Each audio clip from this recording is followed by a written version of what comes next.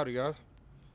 I think people would probably be surprised to see you walking like. Can you kind of give us the time frame when you had the surgery, what it's like to kind of be walking on your I had right now? surgery last Tuesday, so about a week. Yeah, I went in for a scope. There's always a possibility that my ACL could be, compromised, but I was still, thinking, positive mindset, optimistic is going in. I'm just gonna scope it, be able to brace it, and be able to get back in, a couple of games. But, I know I had said on the Bleacher Report, like, hey, yeah, I'm gonna be back for the Jets game, and then, right before the Jets game, I'm going IR. So, my mentality was to be able to get back, for the Jets game. But after we got to Dallas and they put actual eyes on my ACL. It's better than the MRI. It looked compromised, and I just gave Net Bresky and Dr. Cooper, you know, that decision because I was gonna be under. So I just gave them a decision, and they made the right decision to just go ahead and get the ACL revision. And a week later, I'm back here. I'm walking. Actually, like 2 days outside of surgery, I was already walking with the brace on, and then I lost that brace 4 days after surgery. So it's way different than studies and research are way different than 2014 when I had my first ACL. So I think whenever you have an injury like this, whenever you go through things like this, your mindset and how you are mentally is like 75% of it. And I'm in a great spot. I got a son. He's 16 months, and I got another son that'll be here in February. So I don't really have any I don't have any complaints about anything. God has been good to me. Got a great team. Got great teammates. I could do this by myself, but to have a family and fans and teammates and so many people like support you and uplifting you. Like I know for sure that I'd be able to get back to the same run that I was, if not better. Vaughn,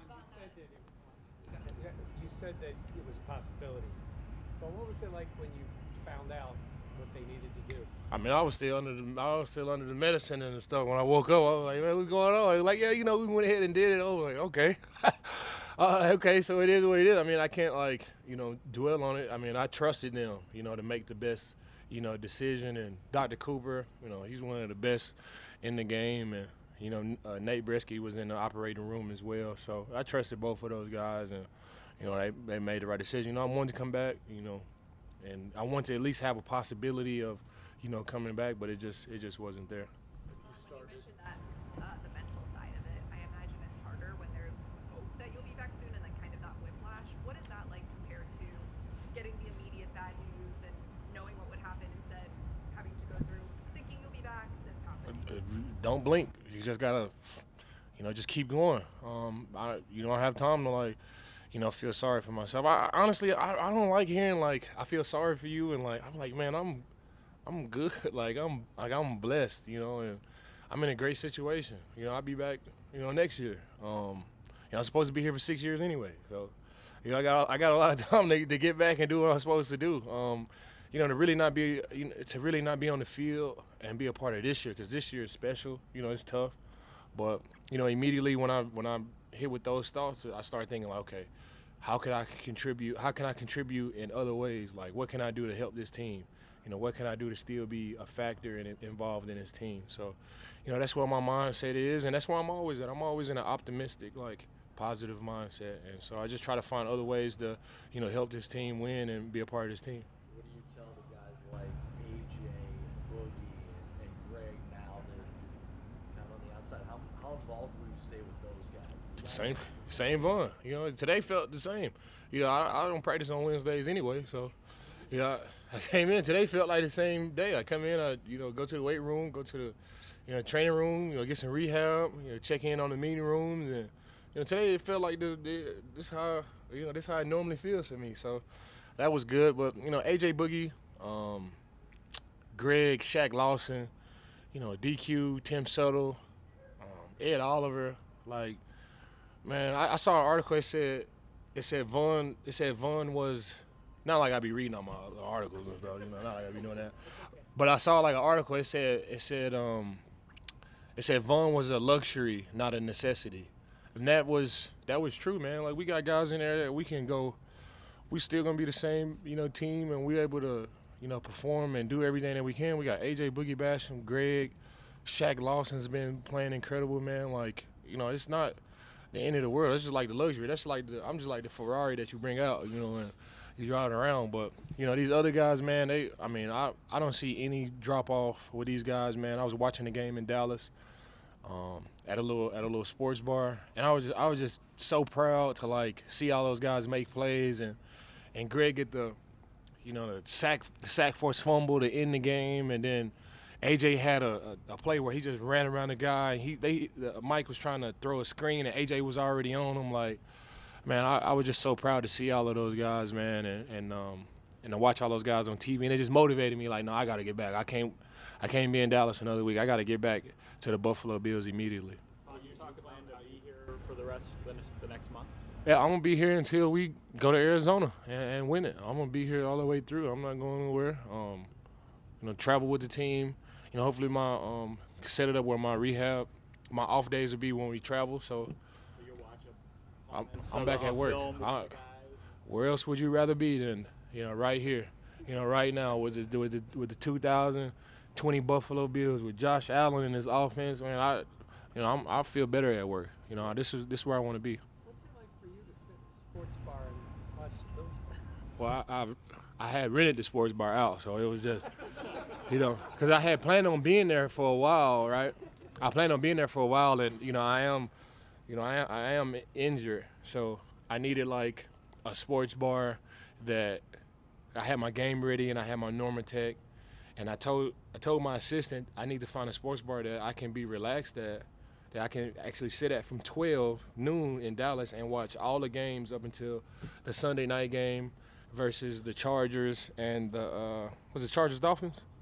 Chargers-Dolphins. So I told Marnie, which is my assistant, that I need a sports bar. I'm gonna be there for 10.5 hours, and you can imagine like some sports bars are packed on Sundays, but we found a place called Touchdowns in DeSoto, and they rented it out to me and my family, and they had a recliner, and I did game ready Normatec, take a nap, and I did that from noon to 10:30 at night. What is your role on Sports bar?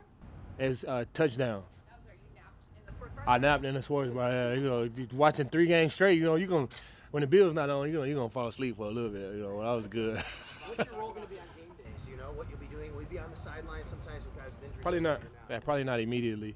Probably not on sideline. These guys moving fast, and I don't know if I'll be able to move out in time. I can walk and do all these things, but I don't know if I'll be able to move out fast enough to get out of the way. So I'll probably be in the booth. I don't think this weekend is supposed to be super snowy and icy, so I might just stay at home. I don't want to risk walking in the snow. But if it's able for me to be there, and as soon as I can get on the sideline, I'm on the sideline with my headset on, and I'm into it, man. Like, whatever role I got, that's in life in general. Whatever role I got, man, I give it 110%. And, I'm super excited for this role to be a part of my team and really, to work on the other side of football, like talking with the coaches and the scouts and, being able to, be around Bean and, see some of the things that they do is, that's what I want to do after football. So just use all the time that I got, all the extra time I got to just, be around those guys and really pour back into my my post-football career. Ron, was there a point in your tell us a little bit. You mentioned Greg Rousseau in the script session. Playing opposite him for 3 months, can you tell us kind of what you've seen in his development over the course of this season? Well, he's all of 6'7", very rangy. Like I said before, I've been feeding him gunpowder and gasoline. Whenever you 6'7" and you just got a mean, tough attitude, there's really nobody that can block you.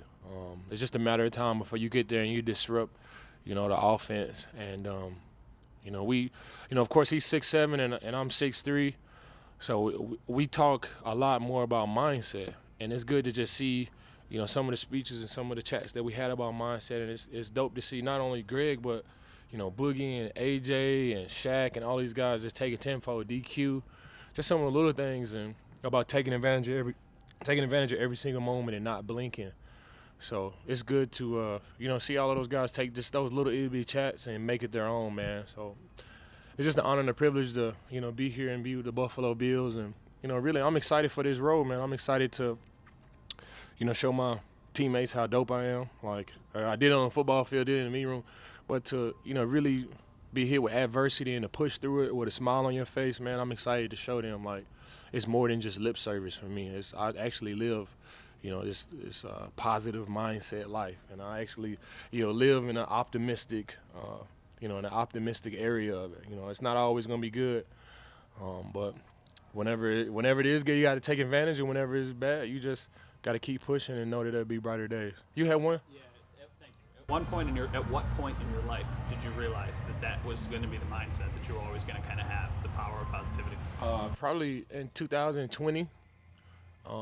In 2020, after Kobe had passed, and the Last Dance with Michael Jordan, and I had worked with Trevor Mowat that off season as well, and I was just looking at those guys, and I was like, man, like, am I the leader that they were? Of course, they play basketball, and nobody would be able to be Michael Jordan and Kobe Bryant, but I'm like, am I leading the guys in a way that they would? And I just had to take a look in the mirror, and like, I wasn't. I had to take a deep, look in the mirror at myself and my leadership skills, and I wasn't. And the thing about life is you always got the opportunity to change. And right then and there, I, put all my eggs in one basket and said, I'm gonna give it my all, on and off the football field. I'm gonna try to be the best. Not try, because you can try to lift up this phone. Like, you either do it or you don't. Like, I just made the decision to be the best leader that I could, especially for the young guys and the new guys coming in, and boom, there it was. Like, positive, optimistic, and it's not always gonna be good. Sometimes bad things happen, but I just rather live on the positive side of things. There's more upside in that area. Appreciate you guys.